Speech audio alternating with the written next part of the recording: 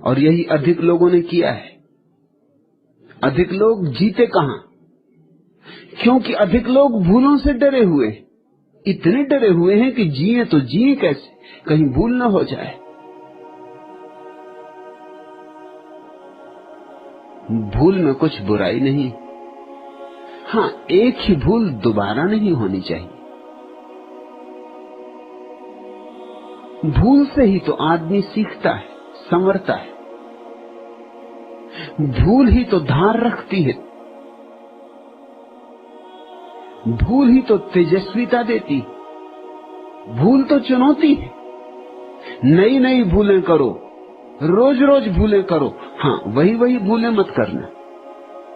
वही वही भूल जो करे वह जड़ बुद्धि, वह सीख नहीं रहा। एक बार तो क्षम्य है, क्योंकि बिना भूल किए तुम जानोगे ही कैसे कि वह भूल है। और बिना भटके कोई पहुंचा है, और बिना भटके जो पहुंच जाएगा उसमें रीढ़ नहीं होगी, उसमें प्राण नहीं होंगे, उसमें आत्मा नहीं होगी। मैंने सुना है, बड़ी पुरानी कहानी है मिस्र की, कि एक किसान ने बहुत परेशान होकर एक दिन ईश्वर से कहा। पुरानी कहानियों में ईश्वर इतना दूर नहीं था जितना अब है, सुन लेता था, ऐसे ही घर के छप्पर के पास ही रहता होगा। जोर से चिल्ला के कहा कि हद हो गई, ऐसा लगता है कि तुझे किसानी करनी आती ही नहीं। अगर एक साल मौका मुझे दे तो मैं तुझे दिखलाऊं कि किसानी कैसे की जाती। सब उल्टा सीधा चल रहा है। जब पानी की जरूरत है पानी नहीं गिरता, बढ़ते पौधे सूख जाते। जब पानी की जरूरत नहीं तब पानी गिरता है, बड़े बड़ा पौधे बाढ़ में बह जाते। और फिर कितने कीड़े, कितने मकोड़े, और कितनी टिड्डी दल, और कितना कुहासा। तुझे कुछ होश है? तुझे खेती बाड़ी का कुछ पता है? ईश्वर ने कहा तो ठीक, इस साल तू संभाल, इस साल तू जैसा चाहेगा वैसा ही होगा। किसान ने सारी योजना बनाई, जीवन भर का अनुभवी किसान था, पाले देखे थे, ओले देखे थे, तूफान देखे थे, आंधियां देखी थी, अंधड़ देखे थे, बाढ़ देखी थी, सूखा देखा था, सब देख चुका था। उसने बड़ी व्यवस्थित योजना बनाई और उसकी खुशी का कोई ठिकाना न था। जब उसकी गेहूं के वृक्ष, गेहूं के पौधे आदमी के सिर के ऊपर जाने लगे तो उसने कहा अब पता चलेगा परमात्मा को खेती कैसी की जाती। और बड़ी बड़ी बालें आई, पौधे भी बड़े थे और बड़े हरे थे। जब पानी की जरूरत थी, जितनी जरूरत थी उतना पानी उसने मांगा, उतना पानी गिरा। जब धूप की जरूरत थी, सूरज की जरूरत थी, जितनी जरूरत थी उतना उसने मांगा, उतना सूरज चमका। न टिड्डी दल आए, न पाला पड़ा, न ओले गिरे, न कीड़े मकोड़े लगे। उसने सारी व्यवस्था कर रखी थी। फिर फसल काटने के दिन आए, उसके आनंद का अंत नहीं था। उसने सारे गांव को इकट्ठा किया और कहा फसल काटो, अब परमात्मा को दिखाएंगे कि फसल कैसे की जाती। फसल काटना क्या था, उसके प्राण पर जैसे छुरी चल गई। वो बालें तो बहुत बड़ी बड़ी थी लेकिन उनमें गेहूं नहीं थे। उसने परमात्मा से कहा ये क्या हुआ, ये क्या मजाक हुआ, इतनी बड़ी बालें, इतने बड़े पौधे, इतनी व्यवस्था, सब चीजें समय पर मिली, गेहूं क्यों पैदा नहीं हुए। आकाश से खिलखिलाहट की हंसी आई। उसने कहा तू पागल है, गेहूं पैदा होने के लिए संकट चाहिए, असुविधाएं चाहिए। तेरी बालें पोच रह गई क्योंकि न तूफान आए, न आंधियां आई, न जम के वर्षा हुई, न सूरज से आग बरसी, तूने सारी सुविधा कर दी, तूने सारी व्यवस्था कर दी, तो बालें पोंछ रह गई। संकट में, संघर्ष में, चुनौती में आत्मा पैदा होती। भूलों से मत डरो हरिदास, जी भर के भूलें करो, बस एक ही भूल दोबारा मत करना। अगर इतना ही स्मरण रहे तो हर भूल तुम्हें पाठ दे जाएगी, हर भूल तुम्हें आगे बढ़ा जाएगी। मगर तुम्हें ये बात सिखाई गई सदियों सदियों से, हर समाज, हर संस्कृति में यही आग्रह, भूल मत करना, और इसलिए कारण लोग मुर्दा हो गए। भूल मत करना, जरा रास्ते से हट के मत चलना, लीक पे चलो, जरा भी लकीर से यहां वहां मत होना। तो लोग चल रहे हैं लकीर के फकीर, उनमें कोई आत्मा नहीं है, उनकी बालों में कोई गेहूं नहीं पकते, उनके भीतर कोई प्राण सघन नहीं होते, उनके भीतर एक तरह की नपुंसकता रह जाती, उनके भीतर बल नहीं पैदा हो पाता, पौरुष नहीं जगता। सुरक्षित, सब भांति सुरक्षित, कैसे पौरुष जगे? उनके भीतर प्रतिभा में भी जंग लगी रहती, उनकी प्रतिभा में भी निखार नहीं आता। उनका दिया भी जलता है तो धुआं धुआं, रोशनी कम। भूल ही नहीं की जीवन में। तुम्हें मुझसे शिकायत है कि मैं बदल गया हूं, और मुझे भी तुमसे शिकायत है कि तुम क्यों नहीं बदले। तुम्हें शिकायत है कि मुझे बदलने पर अफसोस नहीं है, और मुझे शिकायत है कि तुम्हें न बदलने पर पश्चाताप नहीं। तुम्हारा कहना है कि बदलने से मेरा ह्रास हुआ है, और मेरा कहना है कि ह्रास भी हुआ है तो मेरा विकास हुआ है, लेकिन तुम जड़ हो इसका मुझे विश्वास हुआ है। चैतन्य कैसे पैदा होता है? ऐसे ही पैदा नहीं हो जाता, चुनौतियां चाहिए, नहीं तो तुम जड़ रह जाओ। इस बात को तुम खूब गांठ बांध के रख लो, भूलों से बचना मत, अपने को संभाल संभाल के मत चलते रहना, राजपथों पर ही मत चलते रहना, कभी कभी पगडंडियों पर भी जाओ, बीहड़ वनों में भी उतरो, जहां खो जाने का डर हो वहां भी तलाशो, जहां से लौटने की संभावना ना हो वहां भी पंख मारो। अगर जल भी गए तो भी तुम्हारे भीतर आत्मा पैदा होगी, अगर भटक भी गए तो भी तुम्हारे भीतर बल पैदा होगा। अगर मुसीबतें भी आईं तो मुसीबतें तुम्हें नुकसान नहीं पहुंचाएंगी। थॉमस अल्वा एडिसन बिजली की खोज में लगा हुआ था। 3 साल बीत गए थे प्रयोग करते करते, उसके सारे सहयोगी थक चुके थे, लेकिन वो रोज सुबह आता बूढ़ा और उसी उमंग, उसी उत्साह से फिर काम में लग जाता। 3 साल में कम से कम 700 प्रयोग असफल हो गए थे। उसके सहयोगियों का तो ख्याल था कि बिजली पैदा हो नहीं सकती, और एडिसन जिद में पड़ा है। 700 बार असफल हो गए, अब और कितने बार असफल होना? 700 बार भूल हो चुकी, जाहिर है अब बच जाना चाहिए, जिंदगी इसी में खराब करने की कोई जरूरत नहीं। एक दिन वे सब इकट्ठे हुए और उन्होंने एडिसन को कहा कि अब बहुत हो गया, 3 साल खराब हो गए, 700 बार हमारे प्रयोग असफल हो गए, अब कब तक हम यही करते रहेंगे? और आपको हम देखते हैं तो हमारी छाती और बैठ जाती। आप रोज सुबह उसी उमंग, उसी उत्साह से चले आते, न उदासी, न हताशा, न निराशा।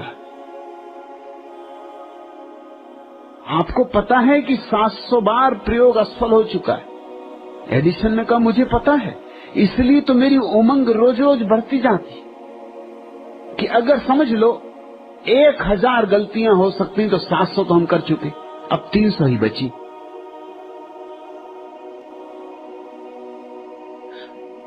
सात 700 दरवाजे हम टटोल चुके, दरवाजा नहीं मिला। रोज दरवाजे कम होते जा रहे हैं, ठीक दरवाजा करीब आता जा रहा है। घबराओ मत। और यही हुआ। 6 महीने के प्रयोग के बाद बिजली का आविष्कार हो सका, जो कि मनुष्य जाति के इतिहास में बड़े से बड़े आविष्कारों में से एक। लेकिन अगर एडिसन भूलें करने से डरता तो यह आविष्कार नहीं हो सकता था। तुम जरा वैज्ञानिकों का जीवन उठा के देखो, कितनी भूलें करते, रोज भूलें करते, लेकिन भूलों का कोई हिसाब नहीं रखता। जब वो जीत जाते हैं और ठीक हो जाता है, बस ठीक का इतिहास लिखा जाता है। इससे बड़ी भ्रांति पैदा होती। महावीर ने 12 वर्ष ध्यान किया। बस तुम्हारे पुराणों में उल्लेख है सफलता का। 12 वर्ष क्या कर रहे थे? 12वें वर्ष सफल हुए, लेकिन 12 वर्ष तो जरूर हजारों भूलें की होंगी, उनका कोई उल्लेख नहीं करता। जब जीत हो जाती है तो लोग फिक्र ही छोड़ देते हैं इस बात की कि कितनी बार हार हुई जीत होने के पहले। हर जीत के पीछे कितनी हारें छिपी, और हर ठीक अनुभव के पीछे कितने भटकाव छिपे। बुद्ध 6 वर्ष तक चेष्टा करते रहे और हारते रहे, हारते रहे, हारते रहे, तब एक दिन जीते। बस हम तो जीत को गिन लेते और उन हारों को छोड़ देते और उन भूलों को छोड़ देते। इससे हमारे सामने एक बहुत ही गलत धारणा निर्मित होती। हम बच्चों को सिखाते हैं भूल मत करो। हम बच्चों से कहते हैं जो ठीक है वही करो। ठीक करने की चेष्टा में बच्चे क्या करें? अनुकरण करें, कार्बन कॉपी हो जाएं। कार्बन कॉपी हमेशा ठीक होती, भूल तो हो ही नहीं सकती, क्योंकि मूल की सिर्फ प्रतिलिपि है, भूल कैसे हो सकती? लेकिन अगर तुम अपने जीवन की कुछ शोध करने में लगोगे, अगर तुम फिर से ध्यान की तलाश में चलोगे, तो हो सकता है 12 वर्ष तुम भी भटको। और उस बात का मजा और है। महावीर की छाया बन के चलना एक बात है, महावीर होना बात और है। मोहम्मद ने जो कहा उसको दोहराते रहना तोतों की तरह एक बात है, और मोहम्मद ने जैसे जाना उन सारी भूलों को करके गुजरना, उन सारे कंटकाकीर्ण मार्गों को पार करना, वो सारी फिसलने रास्तों की, वो गिर जाने के डर, वो बहुत बार गिर जाना, घुटनों का टूट जाना, लहूलुहान हो जाना, वो बहुत बार अंधेरी रातों में भटक जाना, बहुत बार निराश हो जाना, बहुत बार सुबह का धागा हाथ से छूट छूट जाना, वह सब जब तक न गुजरे, जब तक तुम फिर उससे न गुजरो, तुम्हारे जीवन में मोहम्मद का बल नहीं होगा, महावीर की क्षमता नहीं होगी, बुद्ध की प्रगाढ़ता नहीं होगी। नहीं हरिदास, ऐसा मत पूछो कि हम कैसे जिए कि जीवन में कोई भूल ना हो। मैं तो कहूंगा ऐसे जियो कि जीवन में जितनी भूलें हो सके हों, सिर्फ एक भूल दोबारा ना हो। बस खूब जियो, फिक्र छोड़ो भटकने की, डरने की। डरने वाले कायर अटके ही रह जाते, उठते ही नहीं। जरा सोचो, अगर छोटे बच्चे ये सोचें कि हम चलेंगे तभी जब गिरने का कोई डर न रह जाएगा, तो इस दुनिया में सारे लोग घुटनों के बल ही सरकते रहें, फिर कोई चलना नहीं हो सकता। वो तो छोटे बच्चे बड़े हिम्मतवर। हरिदास तुम जैसे सवाल नहीं पूछता छोटा बच्चा कि मुझे कुछ ऐसा रास्ता बताओ चलने का कि मैं कभी गिरूं ना। बच्चा तो उठता है और गिरता है, घुटने तोड़ लेता है, फिर उठता है, फिर गिरता है, उठता ही रहता, गिरता ही रहता, उठता ही रहता, गिरता ही रहता। एक दिन खड़ा हो जाता दो पैरों के बल पर। चमत्कार है दो पैरों के बल पर खड़ा होना, क्योंकि सारे पशु चार हाथ पैरों पर चल रहे हैं। और वैज्ञानिक कहते हैं आदमी भी बंदर था और चार हाथ पैरों पर चलता रहा। जरा उन प्राथमिक बंदरों की कल्पना करो जो पहली बार दो पैरों पर खड़े हुए होंगे। बाकी सब बंदर हंसे होंगे कि ये देखो अब ये गिरेंगे सज्जन। चमत्कार है दो पैरों। सारे बंदर हंसे होंगे और बंदरों के पंडित पुरोहित और पंडित बंदरों की परंपरा और उनकी पुरानी धारणाएं, उन्होंने कहा होगा हमने ना तो कभी देखा ना सुना किसी बंदर को दो पैर से चलते। ये मूल देखो, हम कहते हैं कि विकास हुआ, बंदरों ने तो कहा होगा कि पतन हुआ, क्योंकि बंदर रहते वृक्षों पर, आदमी को रहना पड़ा फिर जमीन पर। पतन ही कहना चाहिए, ऊपर से नीचे उतरे। इसको विकास कैसे कहोगे?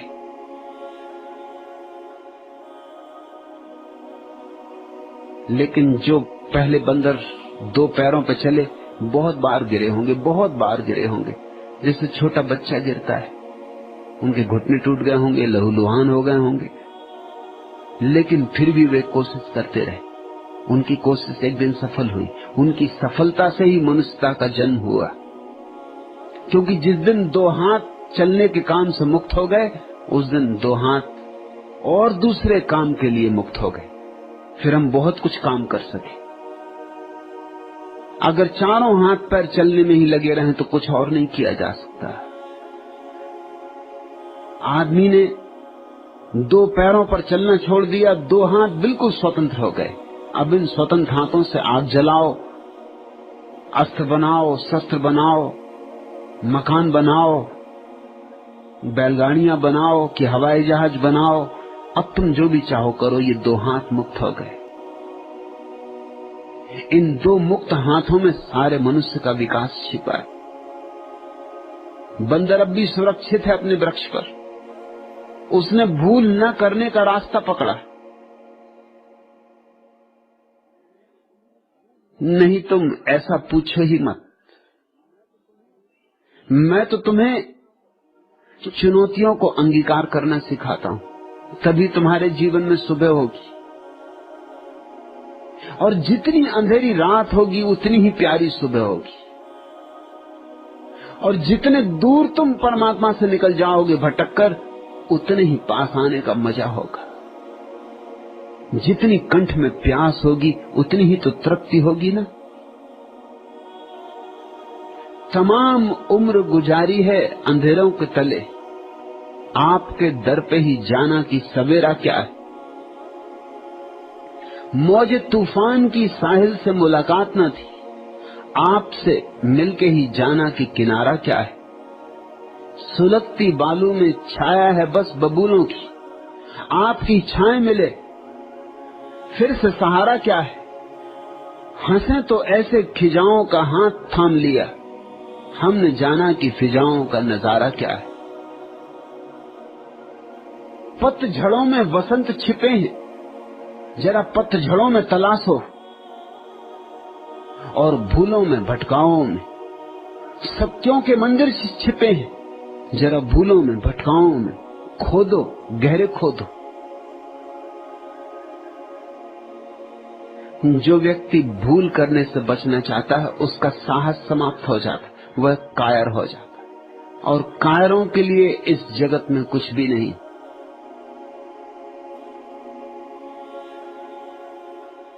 एक साहस चाहिए कि ठीक है, भटकेंगे तो भटकेंगे।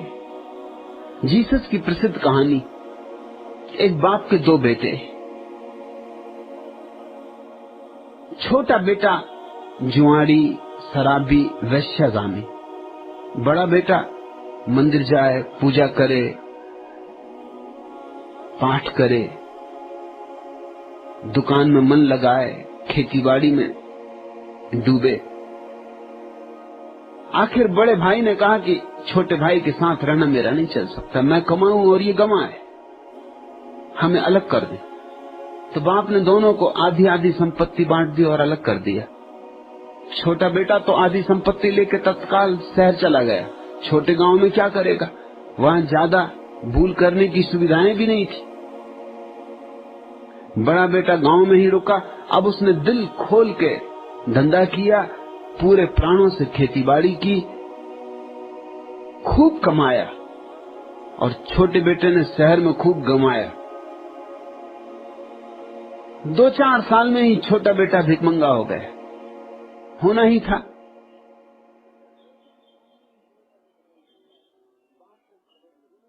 बाप को खबर लगी कि छोटा लड़का भीख मांग रहा है, सब बर्बाद हो गया।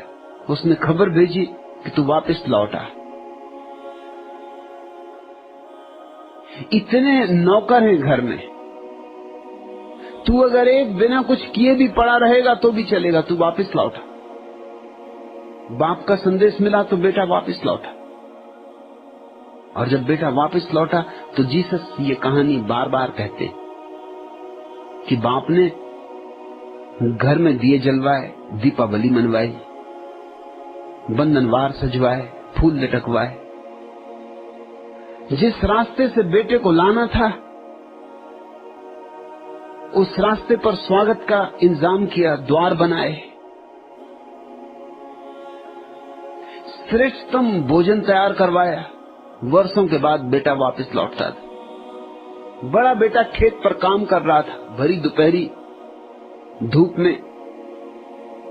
किसी ने उसको खबर दी कि अन्याय की भी एक सीमा होती, तू तो बाप की सेवा करते करते मरा जा रहा है। अभी भी दोपहरी में छाया में नहीं बैठा, खून पसीना कर रहा है।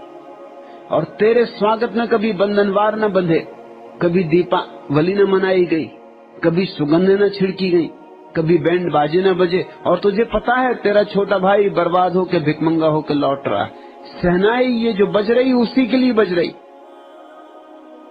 स्वभाव था बड़े भाई को बहुत आघात हुआ, ये तो अन्याय है। वो घर लौटा, उसने अपने पिता को कहा कि ये अन्याय है, मेरा कभी स्वागत नहीं हुआ, मैं सदा आपके चरणों में सेवा में रहा, मैंने कभी कोई जीवन में भूल नहीं की,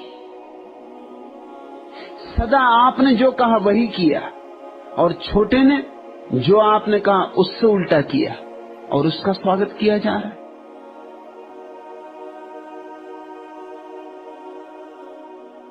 बाप ने कहा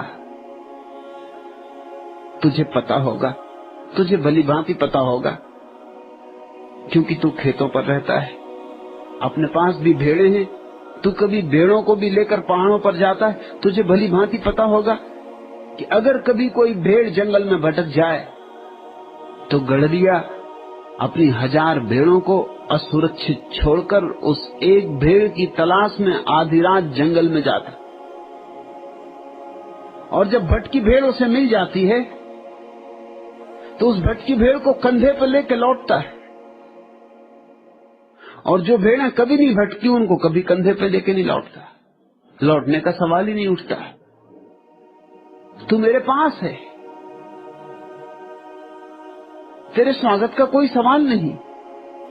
लेकिन जो दूर चला गया था और बहुत भटक गया था और वापस लौट रहा है, उसका स्वागत जरूरी है।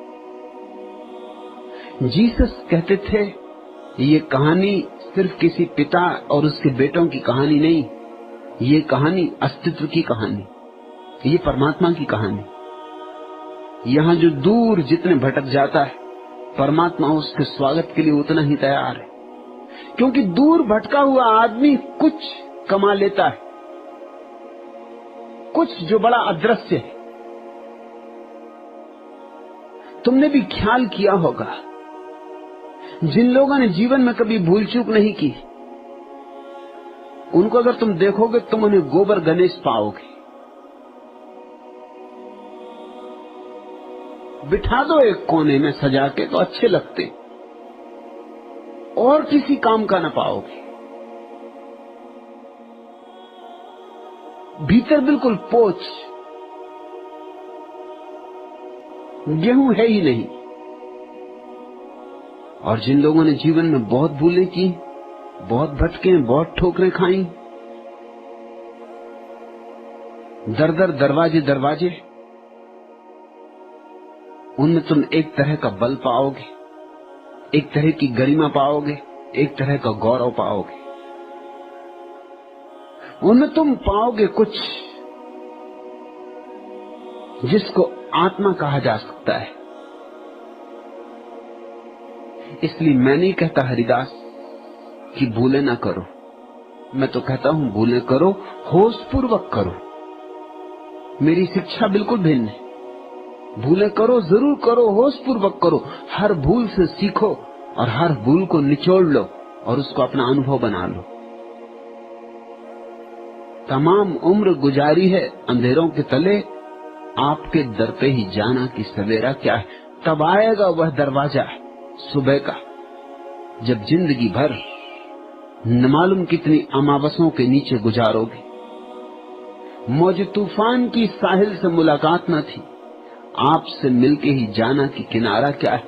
कभी मिलेगा किनारा, तभी होगा मिलन सत्य से, जब तो बहुत बहुत तूफानों में अपनी नैया को छोड़ोगे और बहुत बहुत तूफानों को पार करके आओगे।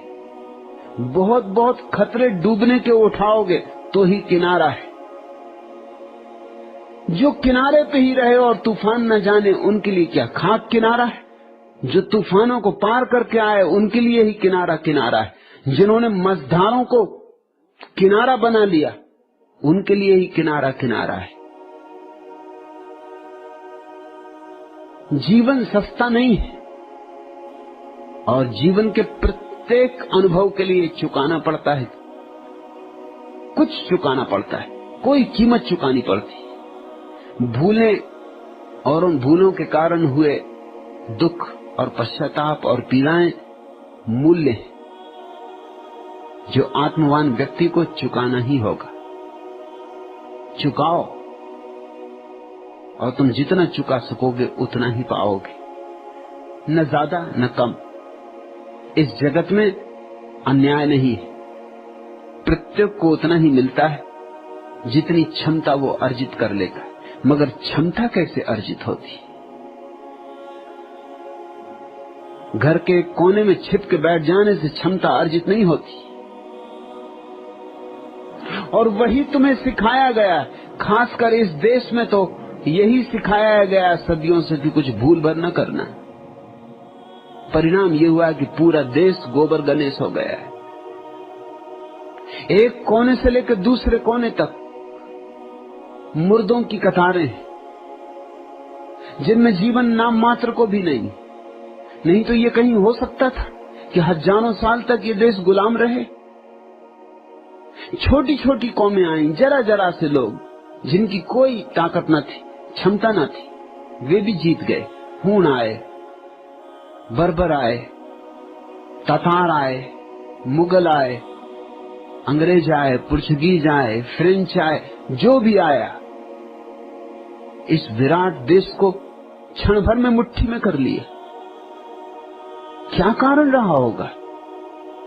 और ये देश बातें करता है आत्मा की, परमात्मा की, और ये देश बातें करता अमृत जीवन की, शाश्वत जीवन की, लेकिन असलियत कुछ और है। देश बहुत कायर हो गया है, और कायर हो जाने के पीछे कारण क्या है? कारण है ये मौलिक शिक्षा, भूल न करना, संभल संभल के चलना, गिरना मत। अगर गिरने का डर हो तो चलना ही मत, बैठे ही रहना।